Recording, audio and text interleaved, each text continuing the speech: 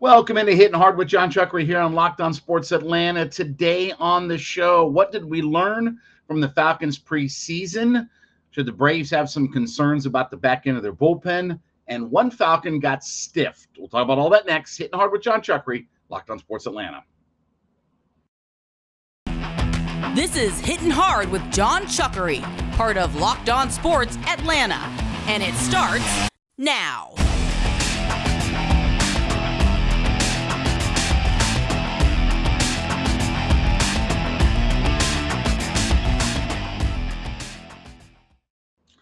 Welcome into a Monday edition of Hittin Hard with Jon Chuckery here on Locked On Sports Atlanta. Head to youtube.com, put Locked On Sports Atlanta in your search browser. When you get there, hit that subscribe button, leave us a comment.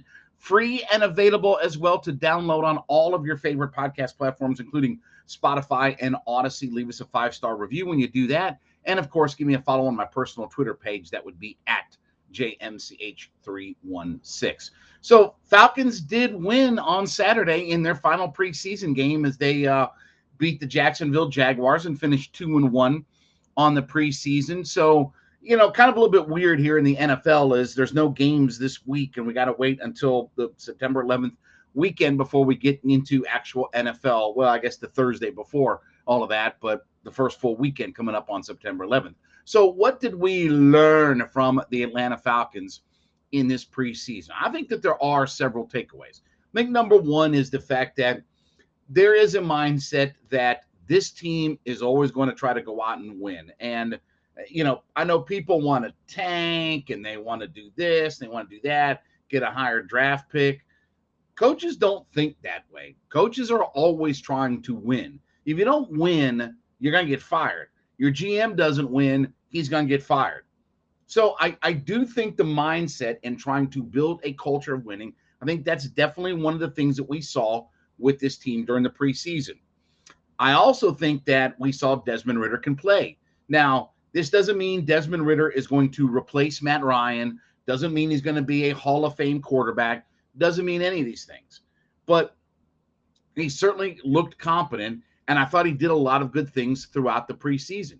I thought that he showed himself out very well. Now, look, Marcus Mariota is going to start week 1, but again, we've talked about injuries, different things like that. You feel like at least if Ridder has to come in and play or Ridder has to come in and start a game, you feel like you can be competent. Now, here's what we didn't see in the preseason, okay? What we did not see. We didn't see Myles Garrett. We didn't see the Bosa brothers. We didn't see TJ Watt. We didn't see Khalil Mack. We didn't see Aaron Donald. We didn't see any of those guys in the preseason. Let me tell you what we will see in the regular season. The Bosa brothers, Khalil Mack, Myles Garrett, Jadeveon Clowney, Aaron Donald, right? You'll see all those guys come in the regular season. But I thought Ridder showed himself very well. I thought he could do some things with his legs. I thought he showed his arm strength. I thought he showed, some accuracy. Thought Desmond Ridder did himself a lot of good throughout the preseason. I also liked the commitment to the running game. And we've talked about here multiple times on the show. Look, it is going to be a different offensive philosophy. Now that you've moved on from the Matt Ryan era, it's not going to be drop back, huck it around, and throw the football predominantly. They're going to have a commitment to the run game. Now, what will be interesting is with some of the changes on the offensive line, I thought the offensive line, by and large, did some good things. They did end up averaging over 4 yards per carry in the preseason, which, again, you're looking for little small nuggets of things to build off of going into the regular season. So I thought the fact that the running game finished with over 4 yards per carry, you hope that with some of the changes on the offensive line, they can maybe open up some holes, maybe with the commitment to the running game, which offensive linemen always enjoy more than trying to pass protect. Maybe our offensive line can be just good enough to help this offense out. Because let's face it, going into this season, that was one of the major glaring weaknesses. And we've talked before about if this team is going to have a successful season, it's going to start with what their offensive line does. Their offensive line is going to dictate how good this offense is going to be. Now, we'll talk more about this in just a second. But first, let me talk about my friends over at BetOnline. BetOnline.net is your place to go for all of your wagering information, right? We got NFL season that is about ready to kick off. Week 1 of the actual college football season hitting up here.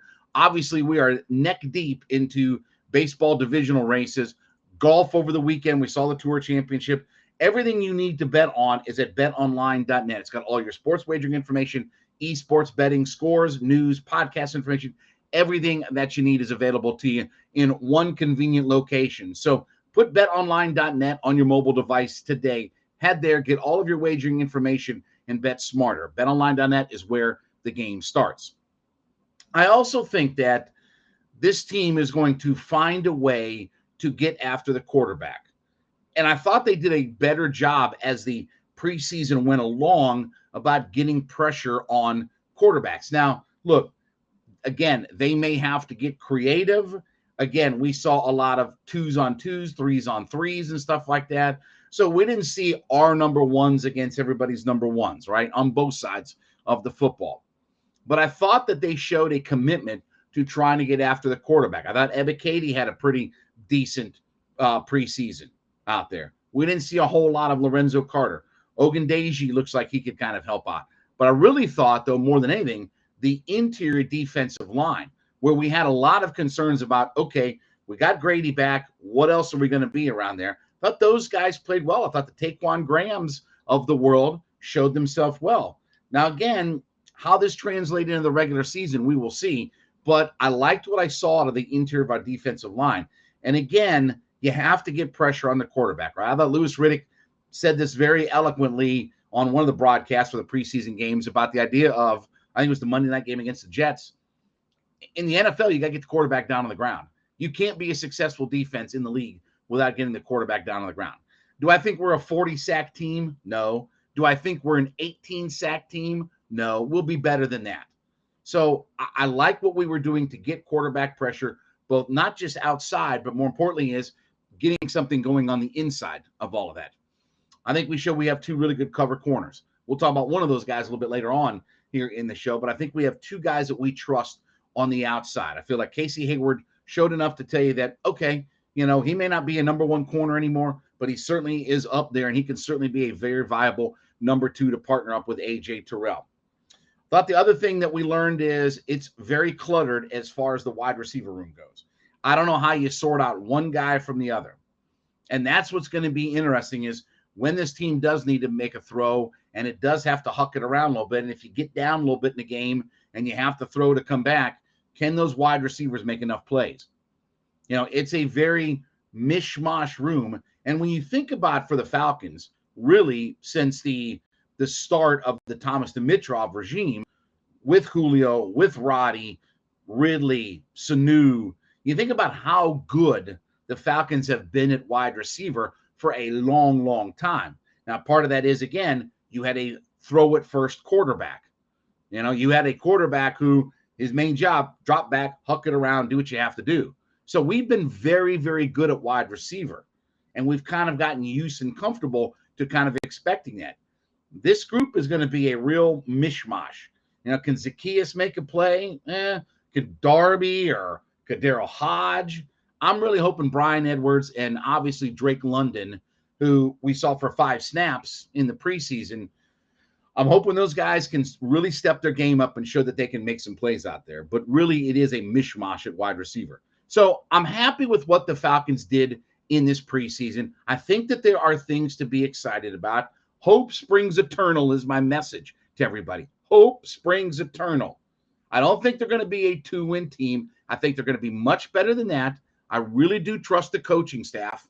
And let's see what happens starting week 1. Who knows? A couple weeks later, we may change everything. But no, I like what the Falcons have done in the preseason, and it makes me feel good as we head in to September 11th against the New Orleans Saints. All right, when we come back, should we have concerns about the back end of the Braves bullpen? I'll give you some numbers. We'll report. You decide. Hittin' Hard with Jon Chuckery, Locked on Sports Atlanta. Back on Hittin' Hard with Jon Chuckery here on Locked on Sports Atlanta. Head to youtube.com. Put Locked on Sports Atlanta in the search browser. Hit that subscribe button when you get there. Leave us a comment as well. We are also free and available to download on all of your favorite podcast platforms, including Spotify and Odyssey. Leave us a 5-star review. And, of course, give me a follow on my personal Twitter page. That would be at JMCH316. Well, it wasn't the best of weekends for the Atlanta Braves. And, look, the St. Louis Cardinals are a good baseball team, right? I mean, they lead their division. They've kind of open up the lead in that division in the NL Central. And Cardinals are going to be, tough out. They have two really outstanding players. Goldschmidt's most likely going to be the MVP, barring a complete collapse. Arenado is the best third baseman in baseball. Arenado is still maybe the best two-way player in all of Major League Baseball. So no shame in losing 2 out of 3 on the road to the Cardinals, but the back end of the bullpen did have its issues and things like that. So now, is there concern out there? Well, let me give you some of the numbers, and I'll let you guys decide out there. So as far as blown saves go in Major League Baseball, Tampa Bay Rays have blown the most saves in baseball at 29. The god-awful, pawn-scum, disgrace of the earth Cubs are second with 25. And then there's a tie for third between the Atlanta Braves and the low-life, dirtbag, fleabag Miami Marlins. So the Braves sit right now with 24 blown saves, third most in Major League Baseball. Now, the good news is, I guess, even with that many blown saves, and I guess part of the good news is, number one, the fact that you've had a lead in enough games to be able to have a chance to actually have a save, because you have to have a lead to get a save, but that's one part of it. But second of all is, even with that many blown saves, they right now sit at league average. They're 64% in save percentage for the year. So they're not below league average. They are literally right at. The league average is 64%. So they sit right there. What about Kenley Jansen? Jansen so far is 29 of 34 in saves. That's an 85.3% save percentage. That's fifth in the National League right now. So it's not terrible. It's a little bit off what he was last year when he was 38 for 43. So he does have the same number of blown saves this year as he did for all of last year. Last year, he was third best in the National League in save percentage. This year, he's fifth. So 85% in Major League Baseball terms is pretty good, but you'd like to see that number get to 90%, 90% and above. That's where Josh Hader and some of those guys live. That's where you want to live. Now, I know first thing I'm going to say, well, we had the same problems last year with Will Smith. Actually, if you go look, Will Smith was a little bit better than 85.3%, but that's okay. He was a little bit better. He had 6 blown saves on the season and was a little bit better percentage-wise than what Jansen is. Am I concerned about the back end of the bullpen? No. I mean, I'm really not. I think Jansen has done his job this year. Does it get hairy at times? Yes. But look, the Braves are 1,000 games over 500 on the season, right? Now, the interesting part is, as good as the Braves are last year, anybody know where the Braves were at the same exact time? 129 games in. Anybody know where the Braves, were at this time last year? Anybody want to know? Last year at this time, they were 69 and 60. Oh, well, they're way better this year. Yes, they are. They've got 10 more wins. The difference is at this time last year, they had a 4-game division lead over the Philadelphia Phillies. Bet you didn't know that part of it, did you? Instead of being, in second place right now, where they're 3 games back of the Mets, they actually had a 4-game division lead by this point last year. So again, you got some work to do, and there is a difference in where this team position-wise is year over year. But am I concerned about the back end of the bullpen? No. I like what the Braves have. Yeah, Minter had a rough outing, but he's been outstanding this year. Matzik, Minter, Jansen, Iglesias now in the mix, gives you a hard-throwing right-hander. I think the Braves are going to be fine. Look, all teams, and if you go through the list and you look at blown saves, look, the Tampa Bay Rays are a pretty good team. They lead all of baseball in blown saves. There are some of the Fleabag organizations that are in that mix too, right? The Cubs, Miami, and teams like that. But I'm not overly concerned. The Braves' back end of the bullpen is pretty much on pace for what it was last season. Now, we'll talk more about this in just a second. But first, let me talk about my friends over at Coffee AM. CoffeeAM.com is your website for the best small batch coffee roaster in America, right here in the state of Georgia, up in the Canton area. What a great online coffee company. We were joking on Friday when we had our hangouts that when we open up that box of that coffee from Coffee AM, brother, you talk about just lighting up a whole room and the aroma, whatever you need. You need organic coffee. You need ground coffee. You need K-cups. You need flavored coffee. You need teas. You need a gift set. You need a mug, whatever. Everything is available at coffeeam.com. So what I want you to do is go to coffeeam.com, /locked on. coffeeam.com/LOCKEDON /locked on. When you get there, go through their extensive menus of coffees, teas, gift sets. And when you put that first order together, you get to the checkout. I want you to put the coupon code locked on, LOCKEDON, locked on. Put that coupon code in, and you'll get 15% off that first order. 15% off your first order at coffeeam.com by using the coupon code locked on at checkout. Coffeeam.com is the best small batch coffee roaster in America. But if you look at where this team was last year, if you look at Will Smith's numbers, out there, I don't really have a lot of concerns right now. Would you like to see some cleaner finishes and things to games? Sure. But again, how many really super top tier closers in back end of the bullpens are there in Major League Baseball? Josh Hader has had his struggles even in San Diego. He was phenomenal in Milwaukee, but he's had his struggles when he's gotten to San Diego, right? I think the other night they said that his ERA had boosted up, I think, like to 6 or 7 with the Padres, but he's like at 94%, 97% closing this year, right? He's an outstanding closer, but there aren't a ton of those guys anymore. There aren't a whole lot of those guys that you just hand the ball to and they just go out there clean and take care of things. So I don't think the Braves are really any different going into what's going to be the postseason this year than they were last year. I think those same personal frustrations that we had with Will Smith at times we have with Kenley Jansen.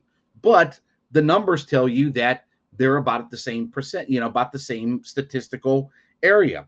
Jansen's about 3% off of what he was from last year. He was like 88% last year. He's at 85% this year. He was 3rd last year in the National League, 5th this year in save percentage. So it's not drastically different, but there are moments and times when you look at, yes, you don't like seeing the Braves be the 3rd most blown saves in Major League Baseball, but part of that also comes from being 29 games over 500, right? You obviously win a crap ton of games, and you have a lot of games that you have the ability to go get a save. And it tells you that this team has the lead a lot of times, right? There are things that have to bounce in the direction to get you to the point where you have a save situation available to you to either close out or blow. And again, if the Braves were maybe below average or down toward the bottom of the league as far as a save percentage, might be a little bit more concerned if you have a high save, a blown save number, and a low percentage of closing things out. But the Braves don't. The Braves are at league average. And look, it doesn't take much to get that number to move out. Do I like what I see at times from what the eyeball test tells me? No. But does that mean I have concerns about it going into the playoffs? No. We saw last year that this Braves bullpen was money. And those guys, Minter, Matzik, and some of these guys are back. Iglesias, I think, is a really good addition. I feel like we're going to be okay when we get to the back end of the bullpen. But again, obviously would love to win the division first. Well, let's try to get that taken care of first. All right, when we come back, one Falcon got stiffed. I'll explain all of that next. Hitting Hard with Jon Chuckery. Hitting Hard with Jon Chuckery here on Locked On Sports Atlanta. Head to youtube.com, put Locked On Sports Atlanta in the search browser. When you get there, hit that subscribe button, leave us a comment. We are free and available on all of your favorite podcast platforms, which include Spotify, Odyssey. Download us for free today and leave us a 5-star review. Then hit me up on my personal Twitter page. That would be at JMCH316. Well, one Falcon got stiffed. So, look, I know this doesn't mean anything in the grand scheme of things and this, that, and the other, right? But the NFL comes out with their annual NFL top 100 players in the league, right? And I think Tom Brady was number 1 and all this, that, and the other. Okay, fine, not a problem. I don't really care about how you sort out the top 10 and all this, that, and the other. But one guy who was not on the list of the top 100 players, I think is ridiculous, and that's A.J. Terrell. Now, Kyle Pitts came in at 91. Even Cordell Patterson came in at like 73. But A.J. Terrell was second-team All-Pro last year. He also graded out as the best cover corner in the NFL last year. It was Jalen Ramsey and A.J. Terrell were the 2 highest-graded cover corners in the entirety of the NFL. Now, here's the funny part about all of this, too. AJ Terrell was not selected to the Pro Bowl last year, but he did get selected second team All Pro, which is where you get into players and different things like that versus, Pro Bowl as fans and some media and stuff like that out there. Okay.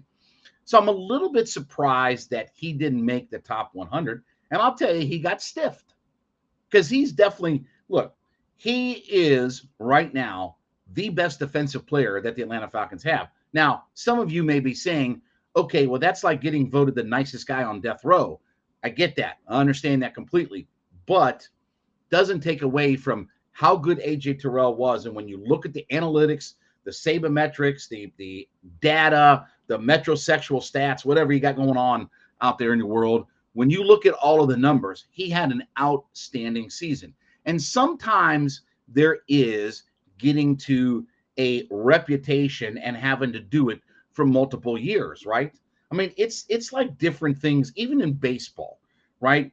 Certain things to get in the MVP conversation or Gold Glove conversation, sometimes you just have to be so far ahead for multiple years that they don't have any choice but to vote you on some of these things. I think AJ Terrell is in that boat. I don't think there's enough people. People look at the Falcons from a 35,000-foot national perspective and say, well, that's not a very good organization. And, well, Terrell's numbers are this or that or whatever like that. But in a league that's so pass happy, when you have a shutdown corner, and look, if the national media doesn't want to give AJ Terrell credit, I'll gladly sit here on a week-to-week basis and give him all the credit that he deserves. Because imagine what would happen if, we had some stiff out there. If we had Stifferooney out there at corner to shut down teams that want to pass happy against us, where would we be? And Terrell is just coming into now where now you start to head into, you've been in the league for a few years. He's about to get a big-time contract extension, right? He's about to get paid very, very well, and he's coming into his prime years in the league. I think you'll see, much like Pro Bowl and some other things for getting recognition, AJ Terrell has another season this year like he did last year. There's no doubt that he'll move up. He'll go from not on the list last year to maybe even a top 50 player. But I know for one thing, on this team and for this defense, I don't know how many more. Could you make a case that right now, AJ Terrell is the most impactful player that the Atlanta Falcons have? When you talk about what he does and what he means, is he the most impactful player? I will tell you he's more impactful than Grady. I will tell you he's more impactful than Kyle Pitts. I think your two most impactful players on this roster are AJ Terrell and Chris Lindstrom. When you talk about positions where you don't have to worry and how much they can influence a game, AJ Terrell's number one on that list. He completely influences what offenses have to do. When you throw at AJ Terrell, you're not very successful. What was it last year? It was like a QBR of 47 when teams threw at AJ Terrell last year. And I think having Casey Hayward, and we talked about this last week, right? This to me is the best duo that they've had since the Ray Buchanan, Ashley Ambrose days in the early 2000s. So it's been a long time since we probably have seen a dynamic duo at corner for the Atlanta Falcons. And when you talk about what the league is, you have to have cover corners in today's league, right? Go look at all the records these young wide receivers come in and set. I mean, look at what Jamar Chase means to come in and have those kinds of year, right? I mean, it's absurd. These guys coming in 1,500 yards and a dozen touchdowns in their rookie year, but that's the caliber of wide receiver. And that's also where the league is huck it around, drop back, push the ball downfield. That's the NFL game, right? Your quarterback has to navigate the pocket, push the football downfield. We talk about that all the time here on the show. But Terrell got stiffed because you can't tell me that there are 100 players in the league better and more impactful than what AJ Terrell is, right? And again, I have not gone through every bit of the list. I know where the couple of Falcons were on the list. I think they had two guys, right? I think it was Pitts and CP, were the two guys that they had on the list at the end of the day. But Terrell on this franchise, and this is the difference between when I call it the Peter King theory, right? Peter King knows more about the NFL at this macro level than anybody in media or anything like that, right? He's got the 35,000-foot view of the entirety of the NFL better than everybody else. But we here, boots on the ground, watching the Atlanta Falcons day in, day out, week in, week out, every play of every single game, we see what these particular guys mean. And we have a better handle on what the Atlanta Falcons are or are not, as far as who's impactful, who's not, this, that, and the other, more than the national media types. AJ Terrell has a huge impact on what this team does. So, yeah, I didn't like the fact that I thought he got stiffed on the list, that he certainly should have been one of the top 100 players. I'm not saying he should be a top 10, even though he grades out, as one of the one or two best corners in all the NFL. I think highest coverage grade, this, that, and the other. You look at the yards he gave up, which was nothing. You look at the catches, you look at the QBR, everything tells you about how impactful he was. Whether you just like raw statistics or you like the analytical, sabermetric, metrosexual, deep dive numbers or whatever like that, AJ Terrell fit into every single box that's out there. So, look, do this for one more year, have one more season like this.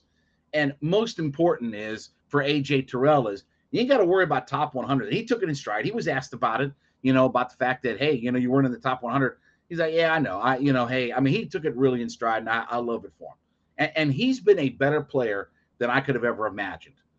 I will say, I wasn't angry when they drafted him. Wasn't upset at that draft pick, but I was hoping for one or two different guys rather before AJ Terrell. He's been phenomenal. He's been outstanding. Let Terrell have another year this year like he did last year. He ain't going to have to worry about anything. And more importantly he's going to have a big, big contract coming to him sooner rather than later.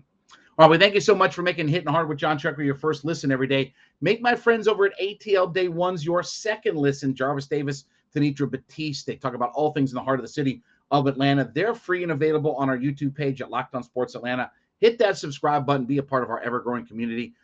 Download us for free on all of your favorite podcast platforms, including Spotify and Odyssey. And then follow me on my personal Twitter page at JMCH316. Tomorrow's NFL Cutdown Day.